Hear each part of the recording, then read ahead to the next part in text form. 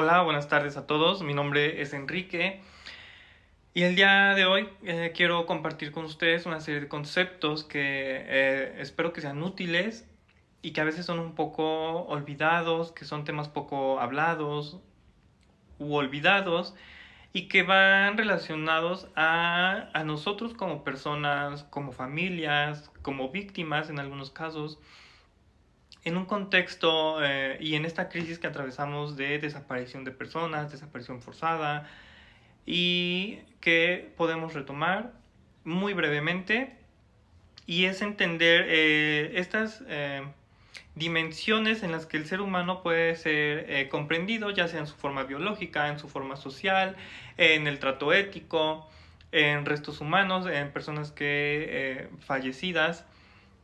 Bueno, y entonces, para empezar y ser más breves en todo esto, quisiera empezar con el concepto de dignidad humana. Un concepto y un derecho que tenemos nosotros como seres humanos y que tiene una cualidad muy importante que ese derecho no se gana, no se otorga, nada, ni se renuncia a él. Ese derecho lo tenemos por el simple hecho de existir. Como seres humanos ya se nos debe respetar ese derecho. ¿Y de qué manera? Pues en la procuración de todos nuestros derechos fundamentales como personas, partes de una sociedad, con un trato digno, con el derecho a la justicia, al trato con respeto, al trato adecuado que merecemos en cualquier situación, en cualquier contexto laboral, social, jurídico, sin importar nuestra posición o nuestra condición económica, social, cultural, de identidad o laboral, no importa. Sea cual sea nuestra posición, nuestra dimensión o nuestra participación en la sociedad, ese derecho de dignidad humana debe ser respetado siempre. Bien, ya dijimos que la cualidad de este derecho de dignidad humana es por el hecho de existir como seres humanos y como personas con vida. Y entonces, ¿qué pasa cuando la persona pierde la vida? ¿Qué pasa con ese derecho? ¿Se pierde? ¿Se renuncia? ¿Qué sucede en esta situación? Ok, bueno, cuando hablamos de una persona que pierde la vida, no es que se renuncie o que se pierda ese derecho o esa garantía de dignidad humana, sino que sufre o atraviesa un proceso de transformación. ¿Y por qué? Bueno, porque una persona sin vida debe ser respetada de la misma forma que cuando tenía vida. Es decir, debe de tener un trato adecuado, un trato digno, un trato justo, hablando de sus restos o el cuerpo de esta persona sin vida. Se debe de cuidar que no sea profanado, dañado, exhibido, que se haga mal uso de su cuerpo. Y claro que tenemos muchos ejemplos aquí en México de situaciones en las que pasa que publican imágenes de la persona sin vida, que experimentan con su cuerpo para algún tipo de, no sé, de cirugía estética, de lo que sea que experimentan. Obviamente estamos hablando de que se está violentando este derecho que tenemos de dignidad póstuma.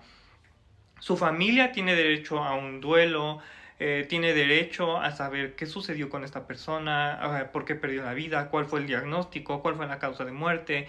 Tiene todo el derecho y que va vinculado con este derecho de dignidad póstuma. Entonces, bueno, es muy importante saber que no se pierde, no se renuncia, solo se transforma en otro derecho. Ya dijimos, ¿no?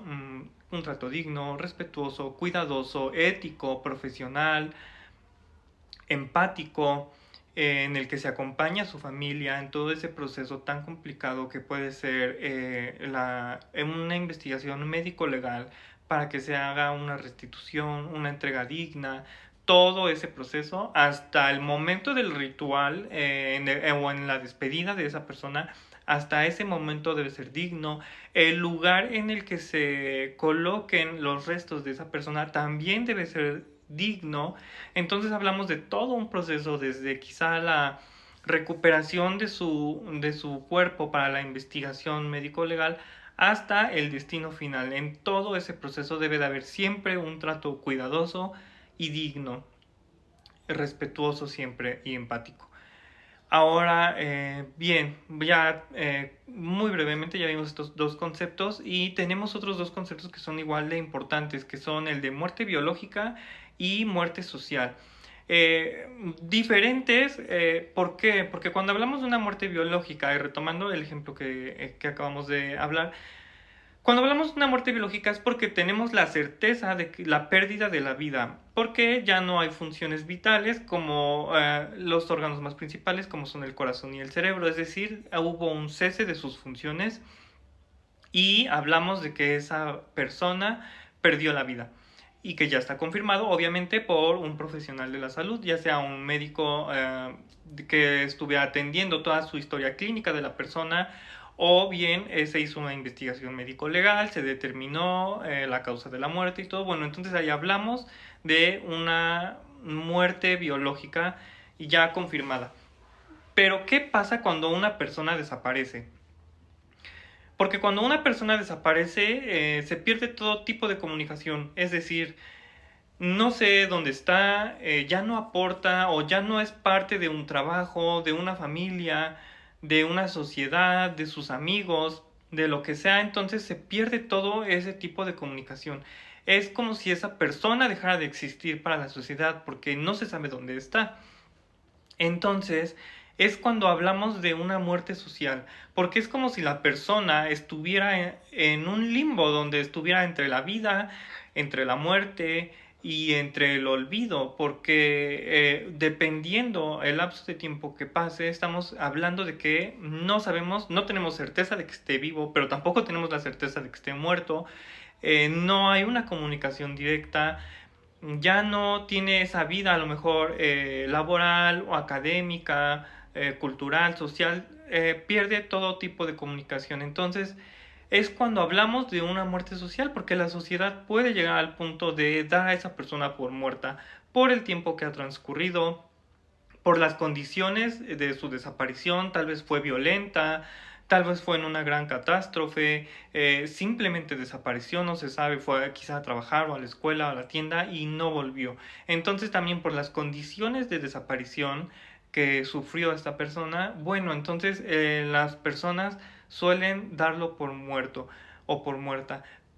Lo cual también es muy sensible porque cuando una persona desaparece no tenemos el cuerpo, no tenemos una despedida, no tenemos un proceso de duelo, no tenemos la garantía de ese trato digno, de que realmente lo esté recibiendo. Entonces perdemos prácticamente todo. Y lo más importante, que ni siquiera podemos iniciar un proceso de duelo ni finalizar el proceso de duelo. Es como si fuera un duelo infinito, porque no tengo la certeza dónde está y si está con vida, si está bien, si ya comió, si tiene frío, si está bien de salud. No perdemos todo ese tipo de pues de comunicación para saber de esa persona. Entonces es cuando podemos hablar también de una muerte social, y tristemente podemos hablar de una muerte social sin tener una muerte biológica. Es muy triste, es muy sensible y muy delicado este concepto, pero existe y es importante conocerlo y trabajar en él. Bueno, entonces con esto finalizo. Fue muy resumido, hay mucho más que explicar de todos estos conceptos, pero resumidamente es de lo que tratan estos conceptos. Espero que sea útil y que le sirva a alguien esta breve explicación. Gracias.